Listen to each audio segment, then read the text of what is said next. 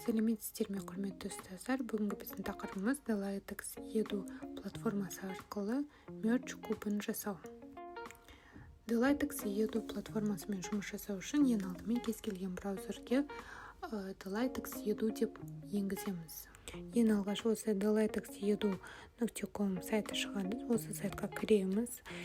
Кірген бетте біз ең алдымен тіркелуіміз қажет. Тіркеле аласыздар сіздер Gmail аккаунттарыңыз арқылы, яғни өздеріңіздің аты жөндеріңізді Gmail аккаунттарыңызды жазу арқылы сіздер оңай түрде тіркелуге болады. Менде бұл жерде өзімнің аккаунтыма кіріп тұр, яғни сіздер тіркелгеннен кейін әрбір кіргенде сол сақтаулы аккаунттарыңыз автоматты түрде ашылады. Енді бұл платформамен қалай жұмыс жасаймыз? Ортаңғы бөлігінде біздің жасаған жұмыстарымыз, яғни проектілеріміз сақталады. Сол жақ бөлігіне назар аударсаңыздар, сіздерде классы, проекты деген бөлімдер бар. Осы проекты бөлімімен біз сіздермен жұмыс жасаймыз. Создать проект батырмасын басу арқылы жаңа жоба құра аламыз. Алдарыңызда көрініп тұрған 3D кеңістік, 360 сурет, куб мерч, квиз, тур секілді біз сіздермен әртүрлі AR жобаларды құрастыра аламыз. Бүгін біз сіздермен осы мерч кубын жасауды үйренеміз. Ол үшін мерч куб батырмасын басамыз, содан кейін проект, яғни жоба құру батырмасын басамыз. Мерч кубын құрған кезде осындай кеңістік ашылады, яғни осы терезеде сіздерде алдарыңызда куб тұр. Осы кубтың біз сіздермен барлық жақтарына объектілерді қоюды бүгін сіздермен үйренеміз.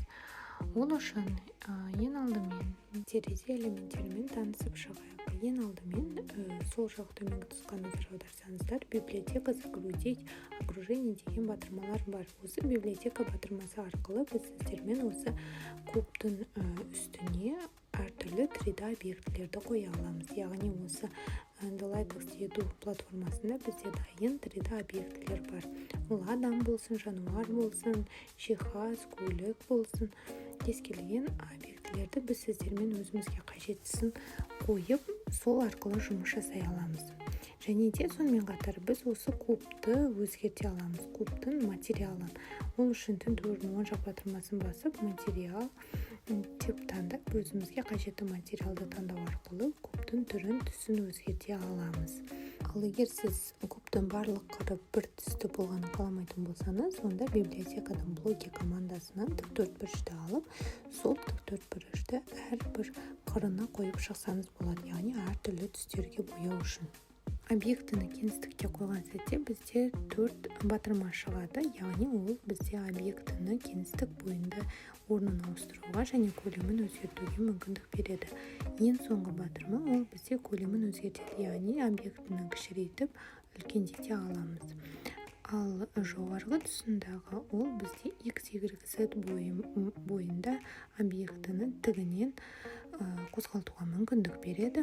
Бірінші батырма ол бізде объектіні аударуға мүмкіндік береді. Яғни осы батырмалар көмегімен біз сіздермен кубтың үстіне объектіні түзу дұрыс орналастырып алуымыз қажет. Және де бұл бізде 3D кеңістік болғандықтан барлық жақтан оң жақ, сол жақ, жоғарғы төмен қырларынан дұрыстап қарап алуымыз қажет.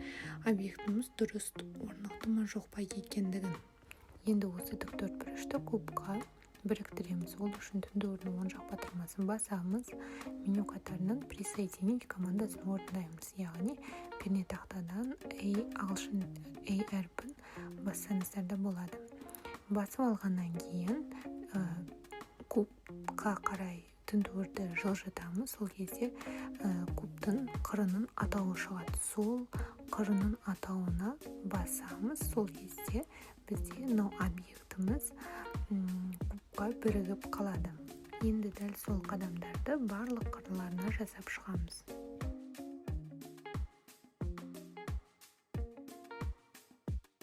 Кубымыз дайын. Енді 3D элементтерді кубтың жоғарғы тұстарына әрбір қырына қойып шығуымыз қажет.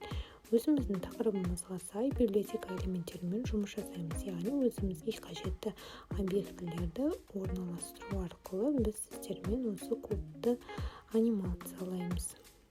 менің тақырыбым бағдарламалар тілдері, сондықтан да мен кубтың үстіне ең бірінші адамды қоямын. Осы адам қажет. Және де осы адамдармен жұмыс жасаған кезде тінтуірдің оң жағын батырмасын басу арқылы біз меню қатары шығады. Осы жерден осы адамға анимация жасай аламыз, яғни адамды қозғалта аламыз. Анимация бөліміне басатын болсаңыздар, әртүрлі анимация түрлері шығады. Өзіңізге қажеттісін таңдап алсаңыз болады. Мысалы, қолды шапалақтасақ, немесе орнынан секірсе, немесе отырса, сол әрекетті осы адам жасап отырады.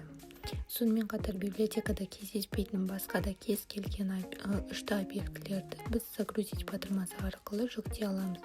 Тек қана үшті объектілер емес, сонымен қатар видео, аудио, кез келген файлдарды қоя аламыз. Үшті объектілерді жүктеген кезде назар аударатын жайт ол кеңейтілімі, яғни бізде төменде берілген кеңейтілімдегі объектілерді ғана біз жүктей аламыз. Ал егер сіз қай жерден жүктеймін дейтін болсаңыз, онда Sketchfab сайтына кіріп, сол жерден тегін түрде кез келген 3D объектілерді ағылшын тілінде жазу арқылы жүктеп, осы Edu платформасына сала аласыздар. Компьютерімізге жүктеп алған модельдерді сол жақтағы загрузить батырмасын басу арқылы 3D модели, содан кейін кез келген өзіңіздің 3D моделіңізді таңдап алып, осы проектімізге жүктеп қоямыз. Яғни менің алғашқы жүктеген моделім ол дербес компьютер болған. Осы дербес компьютерді осы кубтың жоғарғы тұсына орналастырамын. Содан кейін ұмытып кетпейтін жайт, біз әрбір объектіні осы кубқа присоединить, яғни біріктіреміз. Ол үшін тінтуірдің оң жағы батырмасын басып, присоединить командасын басамыз, немесе пернетақтадан А батырмасын басып, кубтың сол бөлігін таңдаймыз.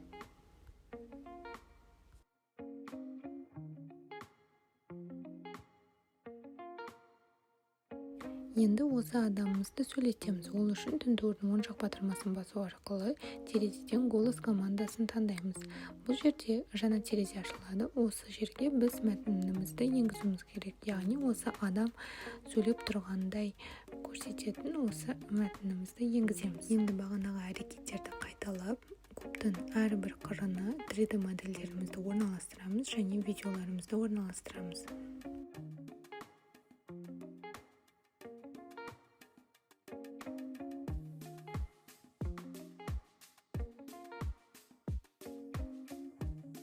Міне біздің мердж кубымыз дайын. Енді біз оны запустить батырмасы арқылы осылай экран бетінен қалай дайын болғанын көре аламыз.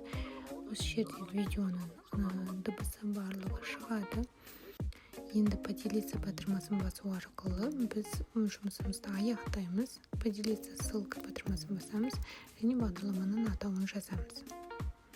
Запустить батырмасын басатын болсақ, жаңағы бағдарламамыз біздің экран бетіне көрінеді. Енді бұны біз поделиться командасы арқылы, QR-кодты сканерлеу арқылы біз телефоннан аша аламыз. Кубикті сканерлеу арқылы немесе телефонға Delighted Edu бағдарламасын жүктеп, осы кодты енгізсеңіз, жаңағы сканерленген кубымыз көрінетін болады. Экранда шығып тұрған QR-ды сканерлейміз. Delighted бағдарламасы ашылады. Запустить командасын басамыз. Жаңағы жасалынған 3D мердж кубымыз бізде экран бетінде көрінді.